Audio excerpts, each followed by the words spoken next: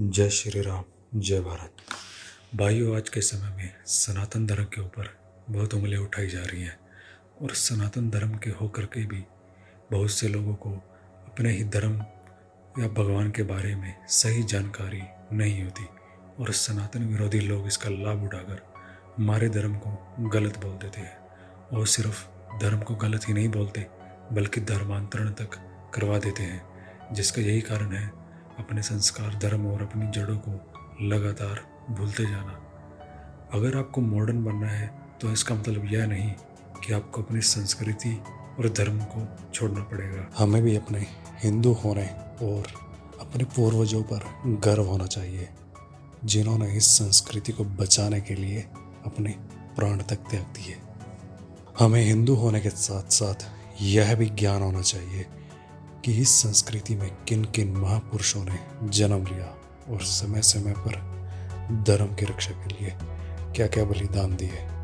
इन महापुरुषों के बलिदान व्यर्थ न जाए, इसलिए आज की पीढ़ी को जागरूक होना बहुत जरूरी है। तो आज हम आपको बताएंगे हिंदू धर्म में जन्मे महान पुरुष भगवान राम के कुछ रोचक तथ्य, जिसे हर हिंदू को पता होना चाहिए।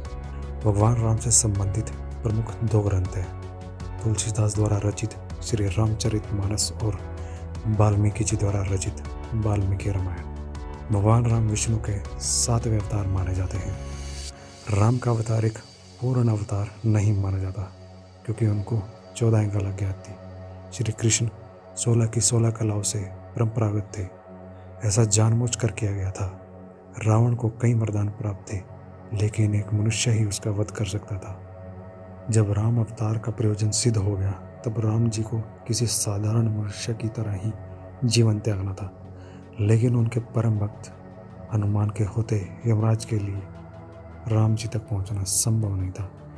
इसलिए राम जी ने जमीन में पड़ी एक दरार में अपनी अंगूठी गिरा दी और हनुमान जी से उसे लाने के लिए कहा।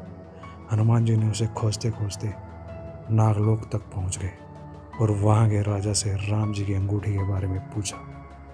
तब राजा ने बताया कि राम जी ने ऐसा उनका ध्यान भटकाने के लिए किया ताकि यमराज राम जी को ले जा सके।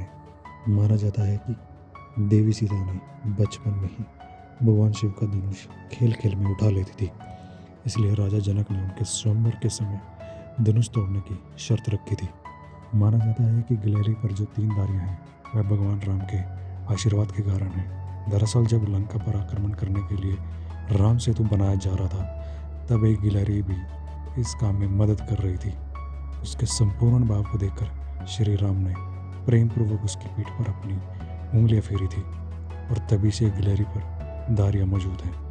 भगवान राम 4 भाई थे, राम, लक्ष्मण, भरत, शत्रुघ्न, और उनकी एक बड़ी बहन भी थी जिसका नाम शांता था।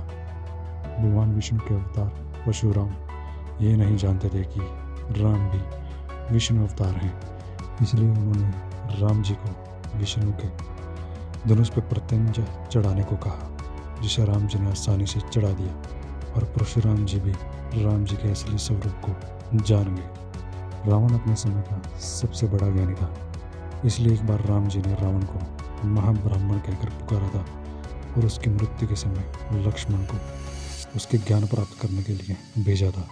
लंका पर चढ़ाई करने से पहले श्री राम ने रामेश्वर में शिवलिंग बनाकर शिव की आराधना की थी। आज भी रामेश्वर हिंदुओं के सबसे प्रमुख तीर्थ स्थलों में गिना जाता है। सीता जी के स्वयंवर में राम जी ने जिस धनुष को तोड़ा था उसका नाम पिनाक था।